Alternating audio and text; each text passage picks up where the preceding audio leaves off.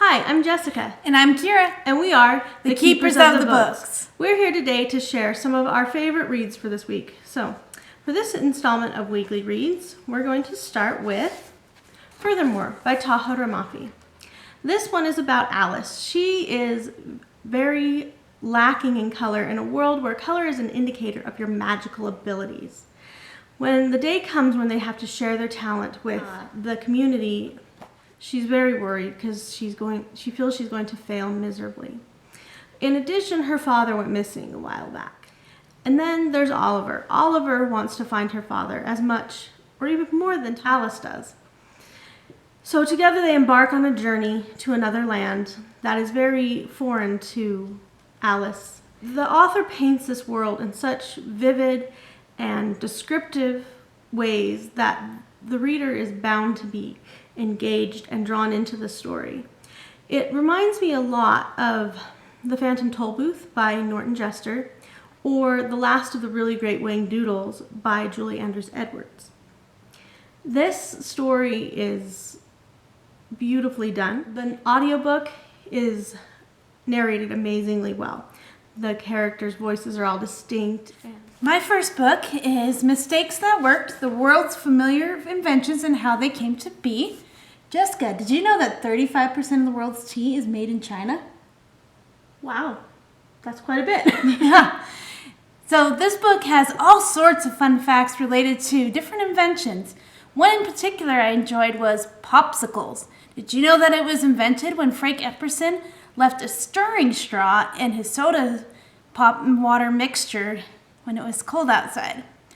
So this book has all sorts of fun facts, like I said, related to different inventions, anything from popsicles to potato chips. And this is just a fun overall book for anyone looking for fun facts to share with your friends or just because you want a fun read.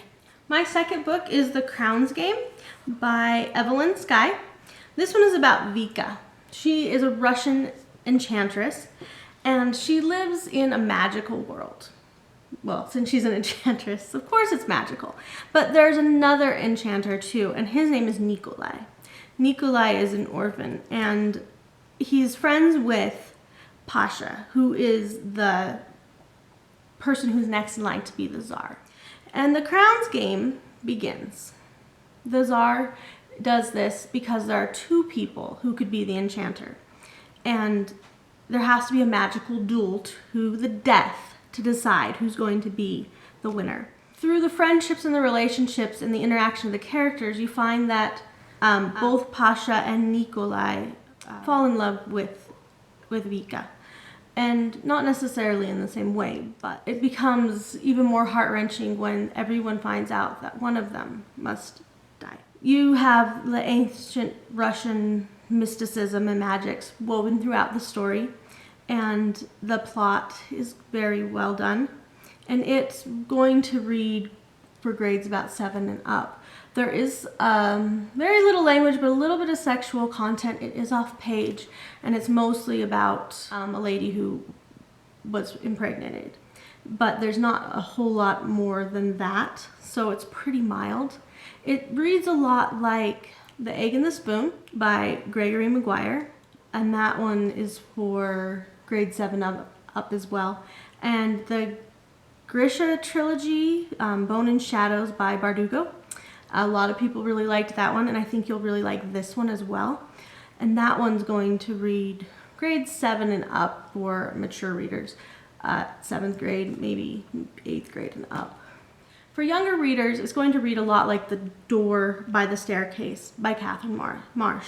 And that one reads grades 3 or 4 to 8th grade. Both The Egg and the Spoon and The Door by the Staircase have Baba Yaga in them. While Baba Yaga is not in the story, if you like Baba Yaga stories, you will like this. Our next book is Friday Barnes, Girl Detective by R.A. Spratt. In this book, Friday lives in a family where her parents are too involved in their intellectual pursuits to really pay any attention to her. So she decides to help her uncle solve a bank mystery and she uses the money to go to an exclusive boarding school, which she thinks is going to be better because people will pay attention to her. When she gets there, she realizes it's not all it's cracked up to be. But there's plenty of mysteries to solve and a competition friend named Ian who might outdo her solving mysteries. That's Friday Barnes, Girl Detective. But there's also others in the series. Great for those who like stuff like Nancy Drew.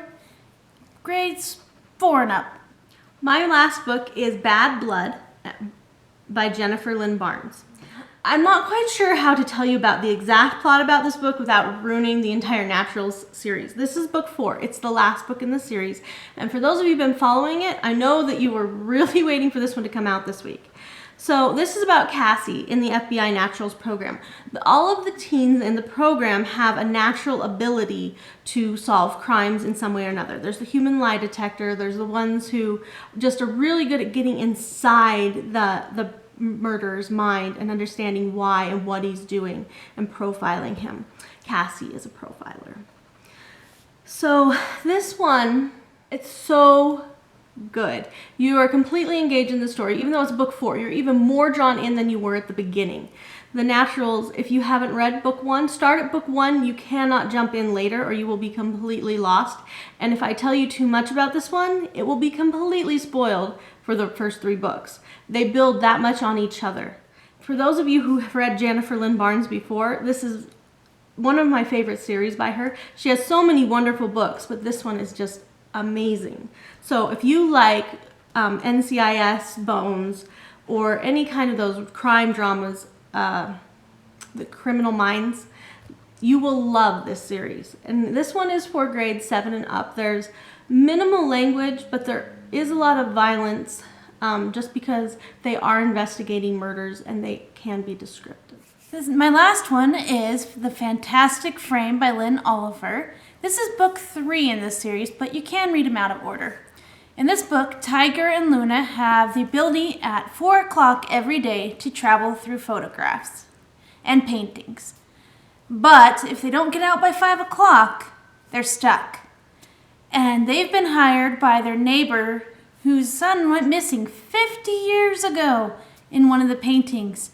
So they have to travel through the painting that she thinks he's in this time and figure out if they can find him and bring him back. Will they? You'll have to read to find out. All right, we had 3 books this week that were review copies, and we want to thank those publishers for sending us free review copies to tell people about them in exchange simply for an open and honest review. They were Mistakes That Worked, and this one is from Delacorte Press. Bad Blood by Hyperion, and The Fantastic Frame from Penguin Books. Thank you, publishers. Now, we want to invite you, if you liked this video, to hit like. We have many more to come, so hit subscribe and share it with your friends. Also, in the comments below, tell us what was your favorite book this week. And happy reading, everybody. Bye. Bye.